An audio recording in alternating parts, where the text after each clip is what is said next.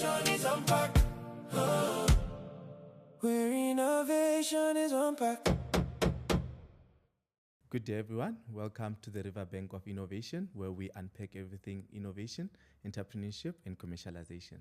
So today we're going to be talking about a very interesting topic, which is around company names and trademarks, and how people tend to mistake the two. So this is one of those misunderstood areas in intellectual property law and also in innovation in general. Many entrepreneurs actually believe that once they register the company name, then that becomes automatically their brand. And unfortunately, that is not the case. So as innovators and entrepreneurs, it is important to understand the difference between a company name and a trademark. How do trademark rights work, and what the courts look at when deciding whether two brands are confusingly similar, which is the term that they use in law. So let's start with a simple question. If I register a company today and I call it Future Technologies P2 Ltd with CIPC, that is, does that automatically mean that nobody else can use a similar brand in the marketplace? And the answer is simple. The answer is no. This is because a company name and a trademark serve two different purposes. A company name is the legal identity of a business. It is the name under which a company exists and the name of which the company conducts its business. It appears on contracts, tax records, employment agreements, and official documents. So you'll see it on your CIPC certificate. However, a trademark is a sign that is used to distinguish the good or service of one company to another. It can be a word, it can be a logo, it can be a slogan, a symbol, or even combination of the elements. And another example is the sound when you play Netflix or YouTube. There's a sound that tells that this person is watching YouTube or Netflix, right? Another example is when customers see the Nike swoosh or the Nivea name, they immediately know where the product comes from. So that recognition and reputation are what trademark law seeks to protect.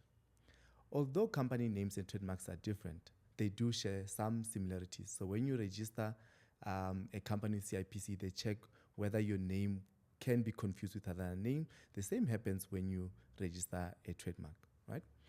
So just to recap, the key difference is that the company name protects the legal identity of the company, while a trademark protects the brand identity used in commerce.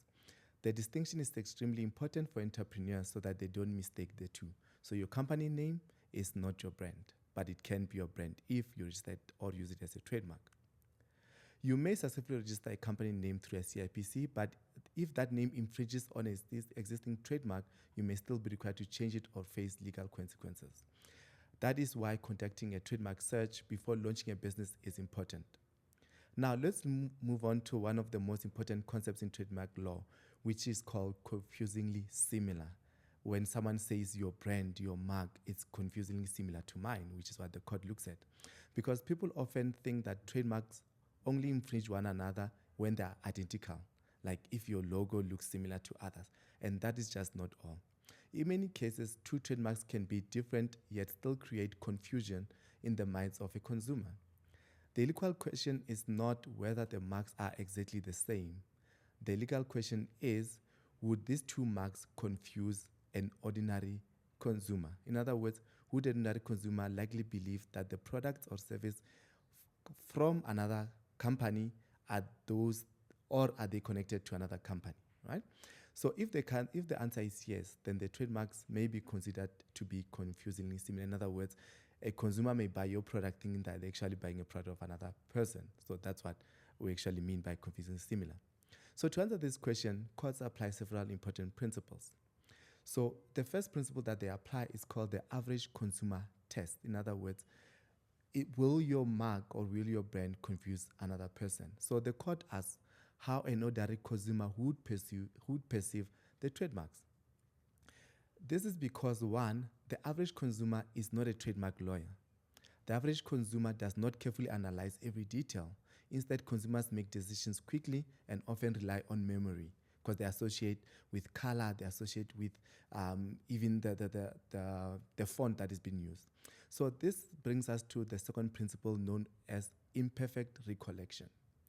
Courts recognize that consumers do not remember trademarks perfectly, Most people remember the general impression of a brand rather than every detail.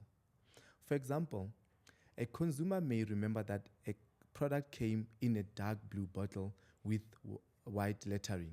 They may not remember the exact words or design. They just remember that it was a dark blue bottle with the letters written in white, and not necessarily what those letters were. This is because consumers often rely on memory.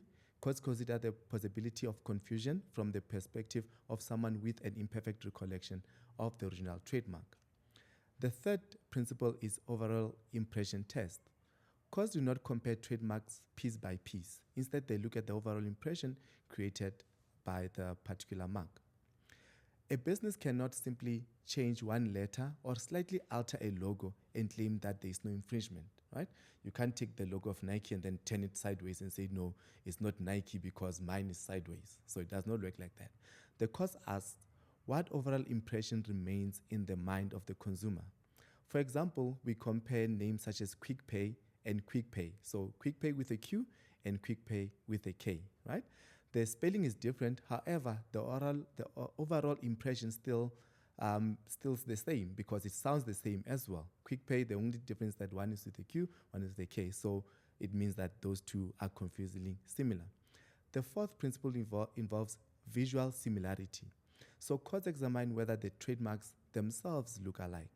They consider factors such as colors, logos, fonts, packaging, layout, and design. The fifth principle that they look at is phonetic similarity. This focuses on how the trademarks sound when being spoken.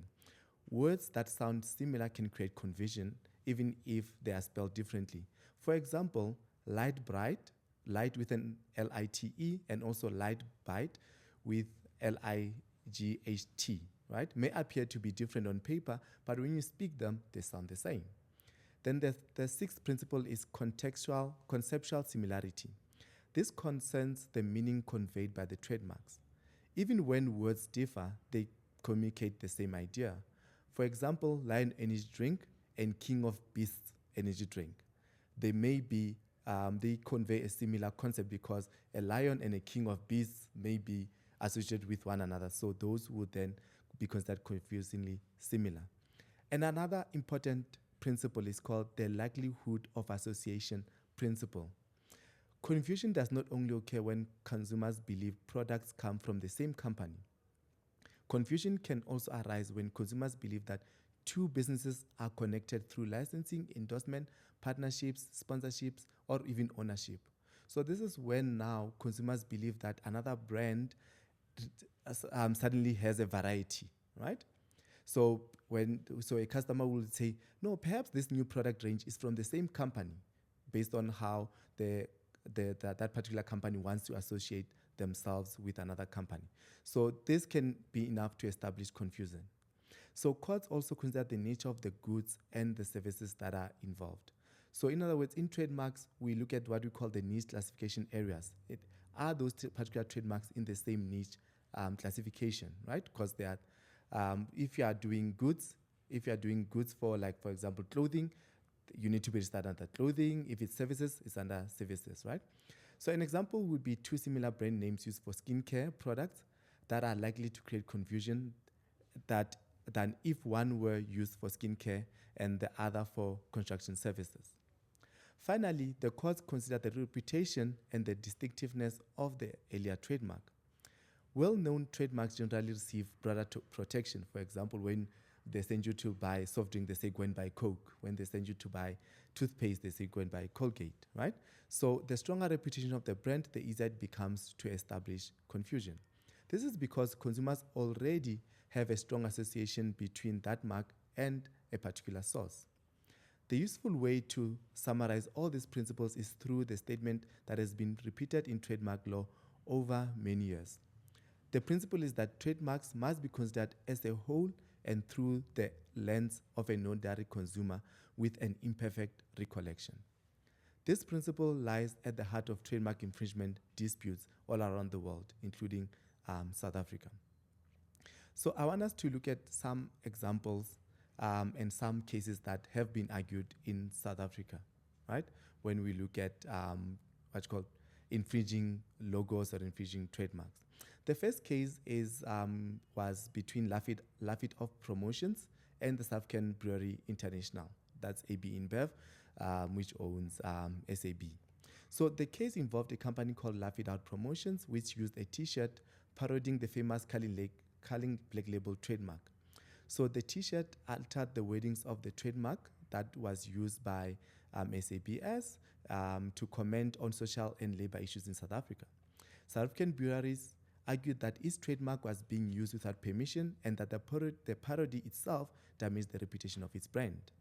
Then Lafitte Out argued that the T-shirts were a form of social commentary and parody protected the constitutional right of freedom of expression. The matter eventually reached the Constitutional Court, which just got really quite interesting. The court itself ruled in favor of Lafitte Off. No one may ask why did it rule in favor. So this case itself This case is significant in the discussion that looks around the balance between trademark rights and freedom of expression. The Constitutional Court recognized that trademarks are valuable commercial assets which themselves deserve protection. However, the court also recognized that trademark rights are not absolute. A trademark owner cannot simply prevent every use of its particular trademark. The court emphasized that there must be evidence of actual or likelihood harm that is economic before the trademark rights can override constitutional freedoms. The judgment demonstrated that intellectual property rights must sometimes be balanced against the broader constitutional values, right? So, for example, when you see that particular T-shirt, when you buy it, would you think that you are actually buying from SABS? The second case involved a well-known skincare brand, which is Nivea, and Connie Ferguson through her Connie multinational brand. So the dispute concerned the men's shower gel product. So Nivea argued that the packaging used by Connie multinational brands was too similar to its own packaging, as you can see by its blue and the gold and the yellow. The argument was not primarily about the name of the product itself. Instead, it focused on the overall appearance, the colors, the presentation, and the packaging of the particular design. The court examined the product from a perspective of an ordinary user, that is. Importantly, the court noted that consumers do not analyze the product with the precision of lawyers. They just take from the shelf and just check it out and just check out and pay for it, which is how most people buy products. You just take it and then you check it out when you get home. So people often make purchasing decisions quickly and rely on general impressions, in other words, what they see and how it looks. After considering the overall appearance of the product, the court found that the packaging was sufficiently similar to create confusion. Therefore, the court ruled in favor of Nivea. They actually brought a customer who said, it was a female customer who said, I actually bought this product thinking that I'm buying a shower gel for my husband, thinking that it's actually Nivea, while it was not. So trademark infringement is not limited to just names. It can be packaging, can be colors, layouts. The overall brand presentation can also cause and create confusion and likelihood of legal liability.